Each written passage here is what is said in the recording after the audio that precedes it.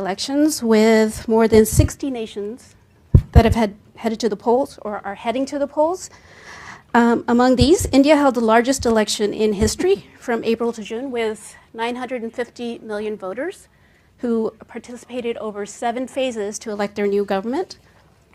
Our distinguished guest today, Rahul Gandhi, the leader of opposition in India's parliament, is no stranger to this stage, as this is his second time addressing the National Press Club. When he joined us in June 2023, he had been disqualified from the Indian Parliament, a decision that was later overturned by the Supreme Court ruling in August of that year. In this year's historic elections, Mr. Gandhi was re-elected to his seat in Wayanad in the southern Indian state of Kerala. Raebareli, not Wayanad. No, but you did win from Wayanad, and also won in Raebareli, located in the northern Indian state of Uttar Pradesh. As the leader of the opposition in India's parliament, Mr. Gandhi heads the Indian National Development Inclusive Alliance, a coalition of opposition parties that holds 234 seats, just 30 short of a majority. He's a vocal critic of Indian Prime Minister Narendra Modi. Mr. Gandhi entered politics in 2004 and has been a key figure in India's political landscape. Today he joins us to share his thoughts on the future of Indian democracy, freedom of speech, and pathways toward sustainable and inclusive growth. Please join me in giving a warm National Press Club welcome to Mr. Rahul Gandhi. Thank you.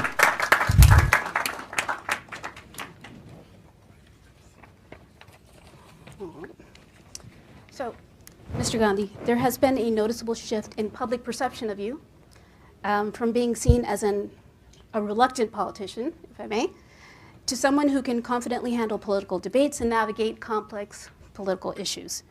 With the resurgence of Congress in the northern Indian state of Uttar Pradesh and a more open approach to working with regional parties, how do you view your personal and political transformation, and what factors have contributed to this change? No, I wouldn't call it. I wouldn't call it a transformation. A journey? Yeah, a journey. Mm-hmm. I think politics in India changed very dramatically in 2014.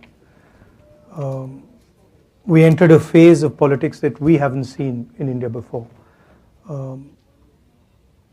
Aggressive, attacking the foundations of our democratic structure. And so it's a tough fight. It's been a good fight. And personally, of course, it has changed me. I wouldn't have ever imagined, before 2014, if you had come to me and said, look, you walk across from Kanyakumari to Kashmir, I would have just laughed at you. And I would have said, that's ridiculous. Mm-hmm. But that was the only way left for the opposition in our country.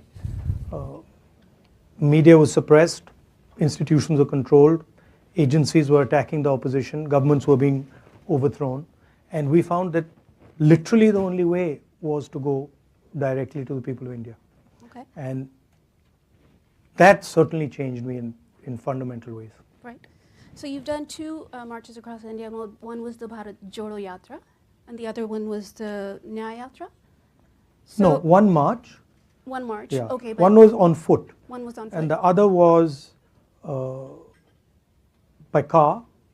So one went from South India all the way to Kashmir. Mm-hmm. That was by foot. That was 4,000 kilometers. And the other one was from Manipur, which, as you know, is burning, to Maharashtra.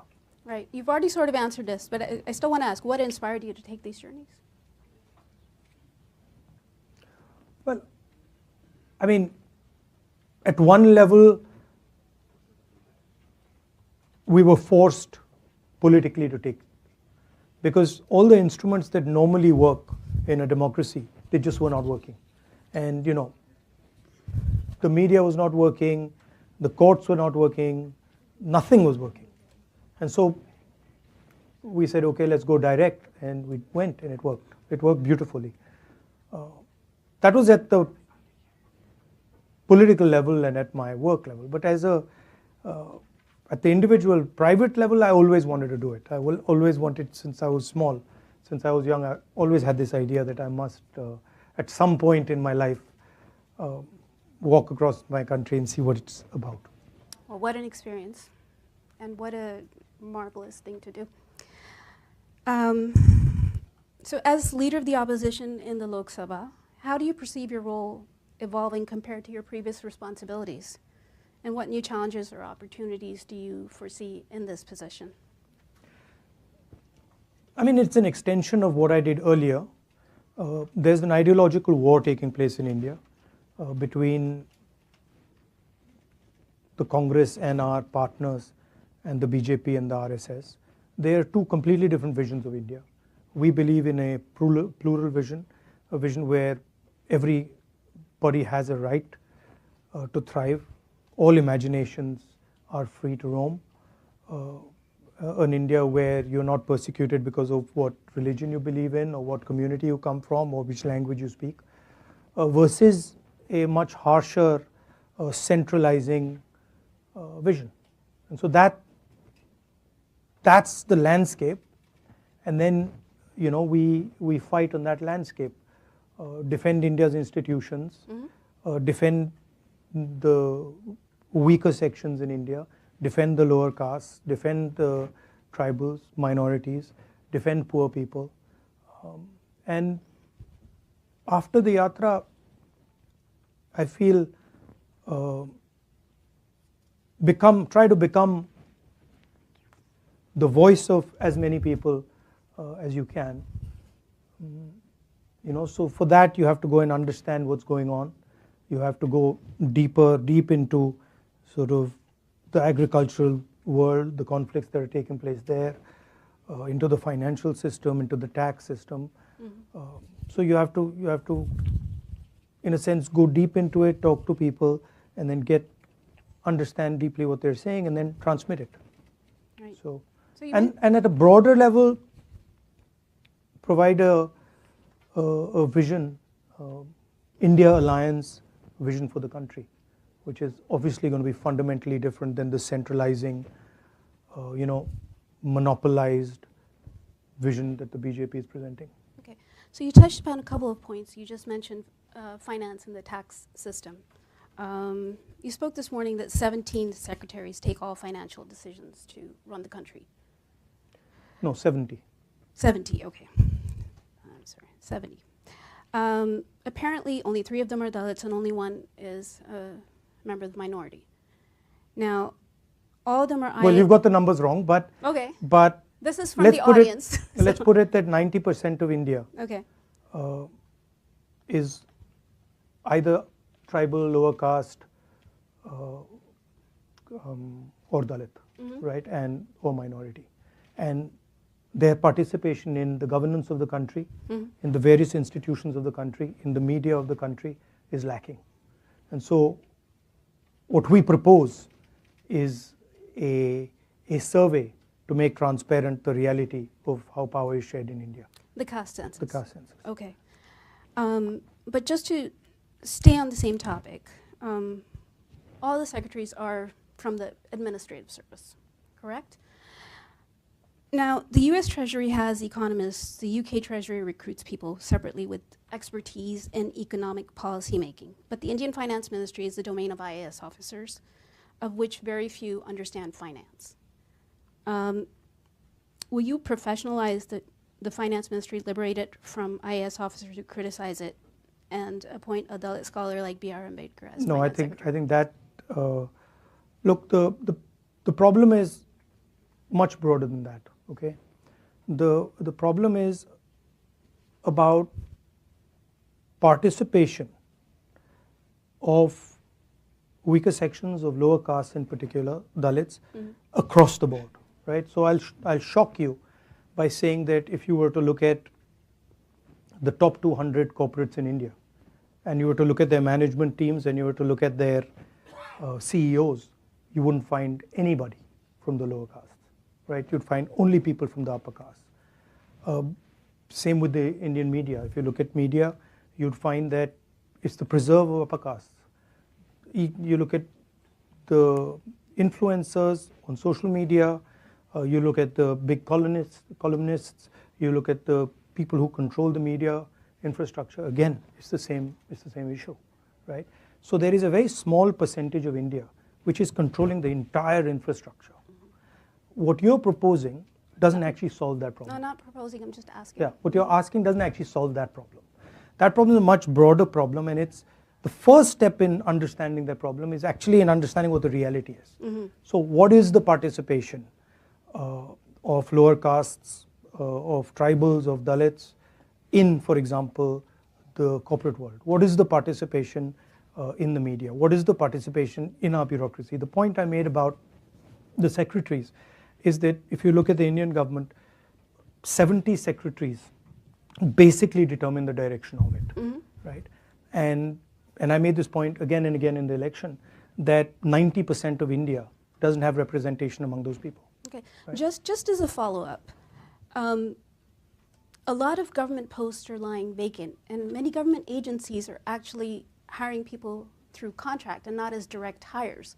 Exactly. So then how can you ensure Well, we propose to change that. you propose to change So in that? our manifesto, we're very clear that this idea of contractual labor, we don't accept it.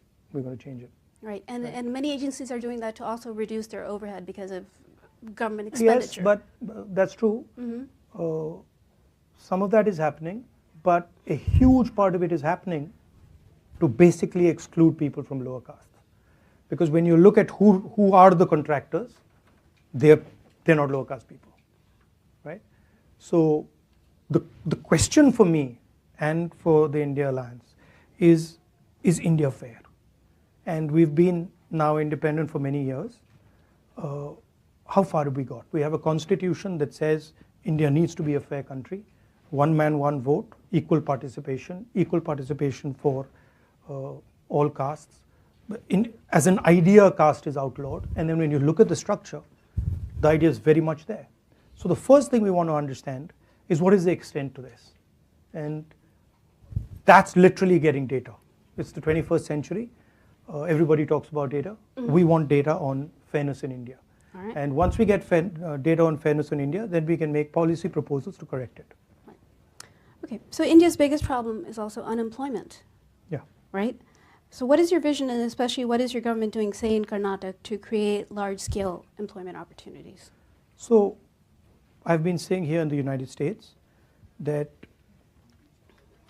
the West, America, Europe, and India, the West used to be the producer of the world. If you wanted to buy a car in the 60s, you bought an American car. You wanted to buy a washing machine, you wanted to buy a refrigerator, you bought an American refrigerator, you bought an American washing machine, American television. You guys were at the forefront of that, right? And then somewhere along the line, America decided, India decided, and the West decided that we're just going to stop. And we handed the whole thing to the Chinese. Now, for a country like India, to simply say that, look, we are going to ignore manufacturing and we're only going to run a services economy means you can't give employment to your people, right? So one of the things I'm interested in is thinking about the act of production, also called manufacturing.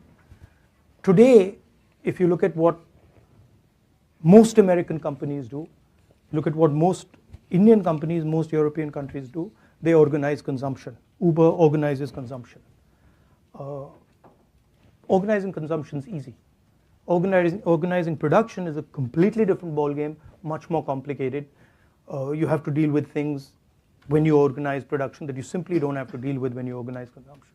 So to me, there's a huge opportunity for India and the United States to regain that ability to produce, All right. right? And we don't want to do it like the Chinese are doing it. We don't want to do it in an environment which is non-democratic, which is not liberal. So the real question for the 21st century, the Chinese have placed a production vision on the table. It's a non-democratic production vision. Can the United States and India answer that by placing a vision for production in a democratic, free society? Okay. And I think that's where a lot of answers lie. All right. Now, to complete, we have a government in Karnataka, we have a government in Telangana, and what we're doing is there are multiple different areas, each area in India has its own speciality of production, right? If you go to pretty much any district, Bellary in Karnataka has a very deep textile industry which has been destroyed. So we are looking at these pockets of excellence and then trying to bring modern technology, financial support to build them. So the vision would be more of a decentralized production system. Unlike China, which is huge factories, we would be thinking about smaller and small medium businesses and embedding modern technology into that. We're testing some of these ideas in Karnataka and Telangana. Right, and then you'll roll it out to. That's generally how we operate. Okay.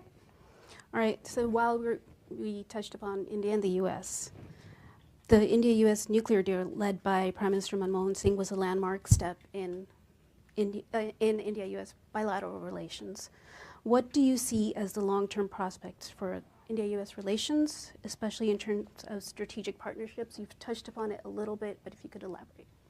So there are two elements. The first is the defense cooperation, which is important, and I think we do a good job there. But then the second is what I touched on just now, which is China has placed in front of us a vision for production and prosperity in a non-democratic environment, right? What is our response?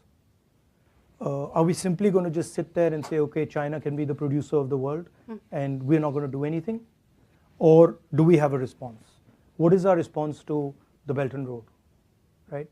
I don't see one. So to me, that's really where US and India cooperation needs to go. How can we provide a democratic vision of production, of manufacturing that actually works to the rest of the world? And I think both countries bring different things to the table. And I think there's a huge opportunity there. Okay. So just staying on India and U.S., is there a political consensus within India on deepening strategic ties with the U.S.? Yes, I mean, I don't see a big diversion. You know, I don't see Mr. Modi diverting very much from our approach with the US, and I don't see ourselves changing direction very much from what he's doing. So I see continuity there. I think everybody on both sides of the equation, everybody does accept the fact that the India-US relationship is key for both countries. Okay. One more on the U.S. With the backdrop of an increasingly assertive China, the ongoing Russia-Ukraine conflict, and the crisis in Gaza, how do you view the role of the United States in global affairs?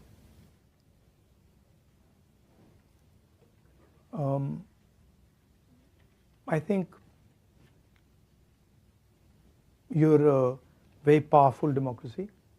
You believe in certain ideas on freedom, on democratic participation, and I think that's important for the world. I don't like a world where democracy were to disappear, were to weaken, right? So I think there you have a very important role to play. But standing on this side, I see challenges coming that frankly you've not faced before. And I don't think it's going to be that easy. The central question is, how do you challenge China on production and value addition, right? China's strength comes from that. Yes, China has a strong military, but the military strength comes from that ability to produce. It comes from Americans buying Chinese product. It comes from Indians buying Chinese product. And what are you going to do about it? Because we can't carry on this trajectory. Certainly I can talk for India. We simply cannot go forward without building a manufacturing base, without involving large numbers of our people, creating jobs for them. So for us, it's, we're not a Singapore where we can say, now we'll do services and everything will be fine. We can't do it. We have over 1 billion people, and we have to give them an answer. And that answer can only come from production. Okay. One on national security. With India facing complex security challenges, particularly along its external borders, with two hostile nuclear-armed neighbors, as seen in incidents like Galwan in 2020, what's your perspective on ensuring a comprehensive national security policy? How should India navigate this volatile geopolitical environment? And you've spoken about Very carefully. You've spoken about the Ladakh border Without before. making too many mistakes. No, I think, look, the world is changing. There's a huge increase in China's power. China is our neighbor. We have a relationship with the United States. So we are right in the middle of all this geopolitical change. And so we have to have a long-term vision, strategic vision, and it shouldn't be one tactical move after another tactical move. It should be, okay, this is how we're thinking about it for the long term. This is the basic foundation, and we're going to walk on this path. I think the central elements of that, from our perspective, have to be the democratic idea. Have to be the central ideas that our freedom fighters, and Mahatma Gandhi and others fought for, which is peace, non-violence, cooperation, harmony. All right, but it's difficult to do with an aggressive neighbor. Yeah, but India's pretty smart at doing these type of things. I mean, we can maneuver. I'm confident about that. But it's important that to do this properly, you have to have a very good sense of who you are and what your own nature is. Right. And that's where I don't agree with the current dispensation. When you imagine yourself to be something you're not, that's when the problems come, right? India is a very plural country. India is an open country. India is not one idea. India is multiple ideas. And when you imagine yourself to be something you're not, that's when all your strategic problems start. Okay. So I've just gotten a bunch. I mean, we are weakening our biggest asset, right? Our biggest strategic asset, India's biggest strategic asset, which is our democracy, which is just not India's asset, it is the world's asset, because it's so big, it's a global public good. It's being attacked in India, right? And that is the foundation, that's the foundation of all our strategic imperatives. Right. So you say, democracy is being attacked, and I've had this conversation with Mr. Pitroda, that the Indian voter is very resilient and very knowledgeable. It's not, and if you see the election results, does it give you more hope for democracy in India? Yeah, it does. Look, but Okay. It's not good enough to say that the Indian voter is resilient and knowledgeable, because the Indian voter is informed by a whole set of structures, right? So if we don't have a level playing field, the voter might be very knowledgeable and and resilient. It doesn't really matter. We fought an election with our bank accounts frozen, right? Now, I don't know. I don't know any democracy where that's happened. Maybe that type of thing happens in Syria or used to happen in Iraq. But we literally sat during our election and spoke to our treasurer, and he says, well, we have no money, right? Now, you can have a resilient voter. You still need to run campaigns. You still need to have conversations. You still need to have meetings, right? I've got 20 plus cases with me. I'm the only person in Indian history to get a prison sentence for defamation, right? We have a chief minister who's in jail right now. So, one way of saying it is, yes, the Indian voter is very resilient, and he stands like a rock. Absolutely, he does. But the Indian voter requires an architecture to work on, which is not there. But would you say that Indian democracy is resilient and it can't be broken? Well, I can say to you that Indian democracy for the last 10 years was broken. But it's And on a upward trajectory it's fighting now? back, but it was broken. I have seen the government of Maharashtra just being taken away from us. So I've seen it with my own eyes. I've watched it as our legislators have been bought and hooked off and suddenly became BJP legislators. So Indian democracy has been under attack, has been very badly weakened, and now it's fighting back. And I'm confident that it will fight back. Okay. You know, U.S. is scheduled for elections very, very soon. How do you think Trump and Harris will differ on India policy? And do you think one is better for India? I don't think they'll differ very much on India policy. I don't know. You don't? I think there's, on both sides, there's basic acceptance of the relationship between these two countries. So I don't think we'll differ very much from Mr. Modi on this issue. And I don't think the Democrats or the Republicans will differ very much. I might be completely wrong. Okay. Certainly on the fundamental idea that India is a partner, I don't think there'll be any disagreement. Another one from the audience. Does the Congress Party believe that the caste census is the antidote to the BJP RSS Hindutva politics? And is the Congress acknowledging the way forward is a revival of the Mandal Kamandal discourse? No, I don't think we see it as anything to do with the BJP's policies.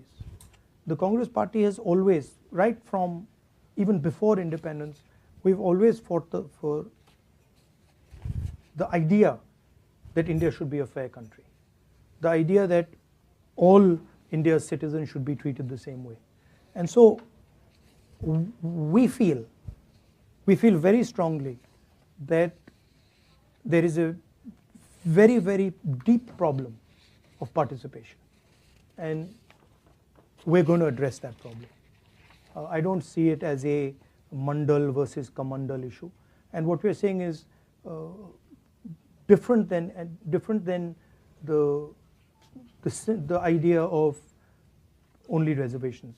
What we're saying is we want a comprehensive understanding first of what's going on, and then we're going to apply a series of policies to correct it, reservation being one of them. Right. We've also said that we're going to, somebody misquoted me yesterday saying that I'm against reservations. I've been saying again and again and again, we're going to increase reservations beyond 50%, and I'm not against reservations. But do you think they should be economic based? Our caste is a central issue in India. It's a fundamental issue in India. So the question, look, I don't think the idea of untouchability exists anywhere else, right? Untouchability is way beyond an economic idea. It is, you simply cannot be touched, right? So I don't think it's only an economic idea. I think it's discrimination on many, many, many different axes. Okay. So your grandmother, Indira Gandhi, was instrumental in the liberation of Bangladesh, and Manmohan Singh government also had good relations with former Prime Minister Sheikh Hasina. What's your perspective on the newly formed interim government in Bangladesh, and how do you see India's relationship with Bangladesh evolving? Do you think it should be party-oriented or people-oriented? I mean, we have a old relationship with the people of Bangladesh, and you're right. My grandmother was deeply involved with the creation of Bangladesh. I think there are concerns in India about extremist elements in Bangladesh, and we share some of those concerns. However, I'm confident that things will stabilize in Bangladesh and that we would be able to have a relationship with the current government or any other government after that. So in your meetings on Capitol Hill with lawmakers, was Bangladesh a focus of your discussions, particularly the attacks on minorities? We raised it it, and they also spoke to us. Look, we are against any type of violence, and we want it to stop. And it's the responsibility, frankly, of the Bangladeshi government to stop it as soon as possible. And from our side, it's the responsibility of our government to put pressure so that that violence stops. Some observers say the U.S. should exert more pressure on Prime Minister Modi, but others say external pressure makes little difference. What is your view, and what do you think the U.S. posture should be toward India today? Pressure on what? On Mr. Modi? About what?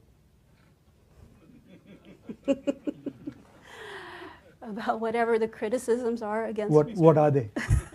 You know better. No, I'm asking. I don't. What are the criticisms?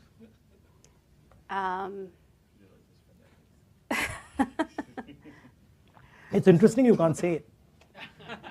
I don't want to say it. Yeah, it's interesting you don't want to say it. Democratic. I mean, we're supposed to have a freewheeling, free press conversation, but you don't want to say it. That's interesting to me. Democratic backsliding, persecution of minorities, Yeah. Look, freedom of press. the fight for democracy in India is an Indian fight. It's, with all due respect, it's nothing to do with anybody else. It's our problem. And we'll take care of it. We'll fight, and we will make sure that that democracy is secure. However, it's important to understand that Indian democracy is more than just any normal democracy because of its size. And if you're talking about a democratic vision of the world, then Indian democracy has a large space in that vision. So I think it's important that the world sees Indian democracy as an asset, not just for India but for the rest of the world. Advising the United States on how they should deal with Mr. Modi is not my preserve. It's not my space. All right. Yeah. Okay. So how do you see relations with Pakistan? Is the Kashmir issue holding the two nuclear nations back? No, Pakistan's instigation of terrorism in our country is holding the two countries back. We are not going to accept Pakistan carrying out terror acts in our country. We're just not going to accept it. Okay. And until they keep doing that, there's going to be problems between us. Okay.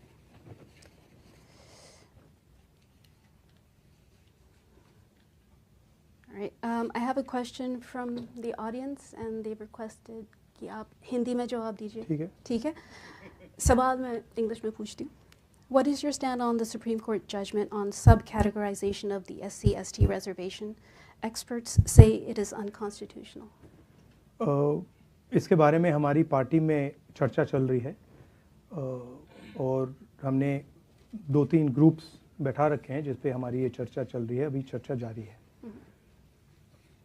I'll translate in English just so that everybody understands. She asked me about a particular judgment given by the Supreme Court, and it's a relatively complex judgment, so we have a internal group that is discussing the judgment, and so I told her that discussion is ongoing. We are discussing with experts within the Dalit community and also within our party and other parties, so that's an ongoing discussion. Sorry, so many questions. Well, yeah. All right. Huh? I do, and I'm not going to be able to get to all of them, but I did want to ask one. So Prime Minister Indira Gandhi is often seen as a defining figure in global women's political leadership, setting a precedent for a strong, decisive leadership at a time when few women held such roles, particularly in dealing with hostile neighbors. Given her legacy, how do you view the current state of women's leadership in global and Indian politics? And what lessons can be drawn from her approach in managing complex geopolitical challenges? I generally think women are better in positions of leadership than men. That's my position. I think they tend to be more sensitive, tend to have a longer term perspective. And so the more women in politics, the more women in business, the better it is. Okay. And we've been pushing that along quite aggressively in the Congress Party and also in our political system. We did the entire Panchayati Raj Act, gave reservations to women, and then we were pushing the idea of reservations for women in Vidhan Sabhas and Lok Sabhas. So I'm a believer. I'm glad to hear. India has been standing with Israel recently on the Middle East. This is from the audience. How would you change that? No, I think what happened on the 7th of October was absolutely wrong. But I also think what Israel did and is doing, bombing innocent civilians, killing women and children, is absolutely wrong and should not be allowed to continue. I'm against violence of any kind, and certainly the scale of violence that Israel is deploying, the way it's deploying that violence, I don't agree with it. Do you think under Modi... And I actually think it's harming Israel. It's harming Israel more than it's helping them. Do you think under Modi that India has managed the US-China competition well? Well, if you call having Chinese troops in 4,000 square kilometers of our territory handling something well, then maybe. We've got Chinese troops occupying land the size of Delhi in Ladakh. I think that's a disaster. Media doesn't like to write about it. How would America react if, a neighbor occupied 4,000 square kilometers of your territory? Would any president be able to get away with saying that he's handled that well? So I don't think Mr. Modi's handled China well at all. I think there's no reason Chinese troops should be sitting in our territory. Okay. So before I move on to the final question,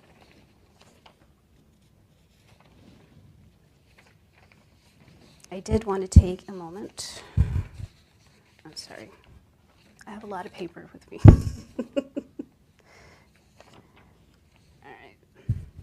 I wanted to take a moment just to thank our headliners, co-chairs, Donna Lanwin-Leger, Laurie Russo, and Jed Judson. Also our tireless program manager, Cecily Scott Martin, and our executive director, Didi Asaji, for putting this event together. And it's now my honor to present you with your second National Press Club mug. So you have I was wondering what that was. So you have a matching set now. I've got two now. You've got a matching set, right? Okay. So, all right. So they say pilots have a distant vision. They're sitting in ones. They're navigating towards a distant destination, right?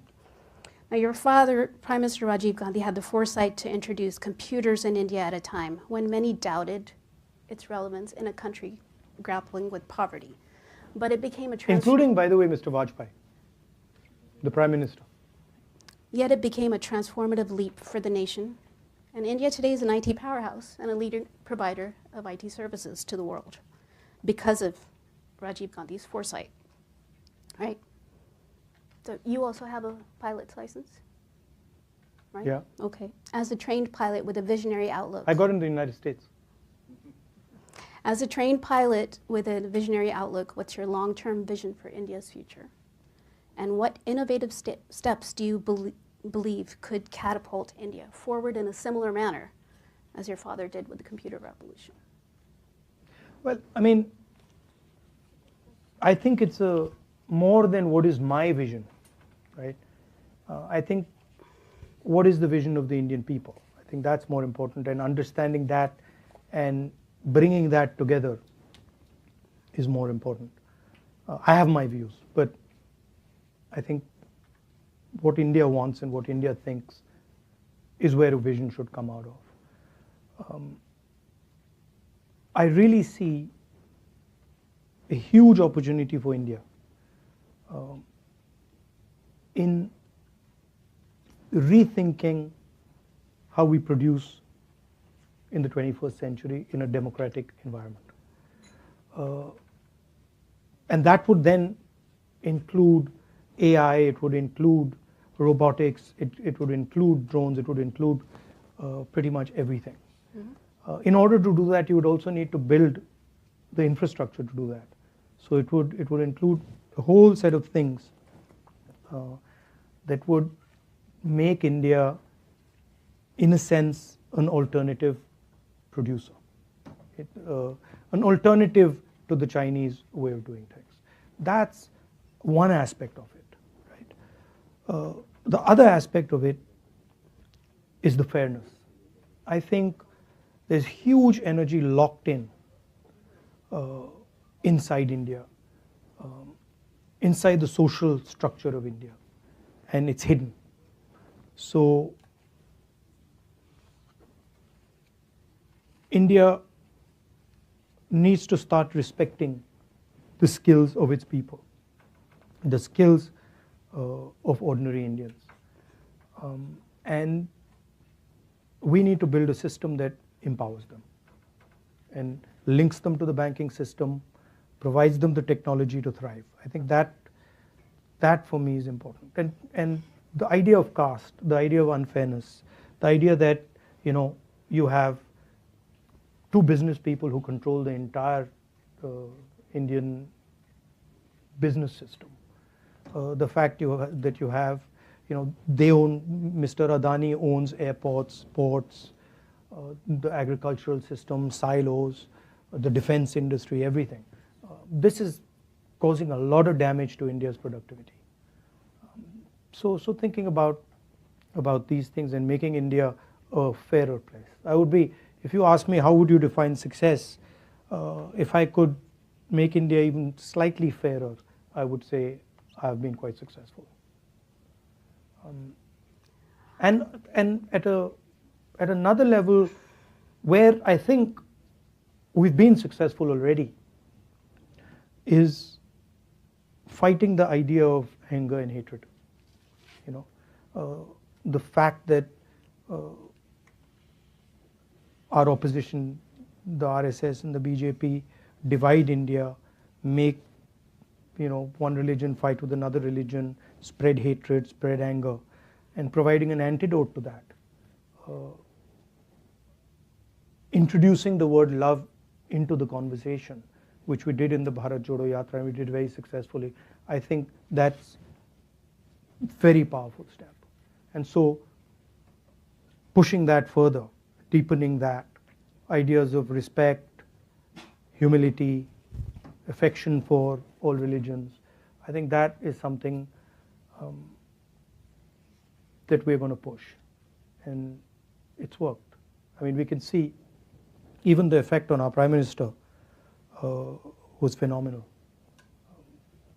We are fighting the election and we are putting pressure on him, and we pulled out the Constitution. We used to earlier say that he's attacking the institutions, he's attacking the courts, he's attacking the media space, and somehow it was not connecting. And then one day we pulled out the Constitution, and in our speeches we started putting the Constitution, and then it just it connected immediately. And we then realized that Indian people are not going to allow their Constitution to be torn to pieces. And it was quite a beautiful thing, because as we went forward in this election, suddenly we were watching the Prime Minister, and we could see that the pressure was beginning to tell. And then at some point he just said, I'm non-biological. I talk directly to God. And so the illusion was broken in a sense. Here's a Prime Minister of a modern country in the 21st century telling people that I speak to God. I'm different than everybody else. You are biological people. I'm a non-biological person, and I have a direct link to God. And that for us was game over. We knew that we had defeated the Prime Minister, right? And then the beautiful thing was, the first thing he did when he walked in to the Lok Sabha, and he was sworn in. He took the Constitution of India and he placed it in his head. So it was an interesting paradox. On one hand, he's destroying the Constitution, he's attacking the democratic structure, and then the Indian people have forced him to put it in his head. So that's India for you. That's Indian democracy for you. Yeah. Right. Well, Thank you. Mr. Gandhi, it's been a pleasure. Pandit Jawaharlal Nehru spoke at the Press Club, late Indira Gandhi and Rajiv Gandhi, and you've spoken here twice. Yeah. So thank you. Always Thank a pleasure you. to have you Thank here. you. Thank you very much.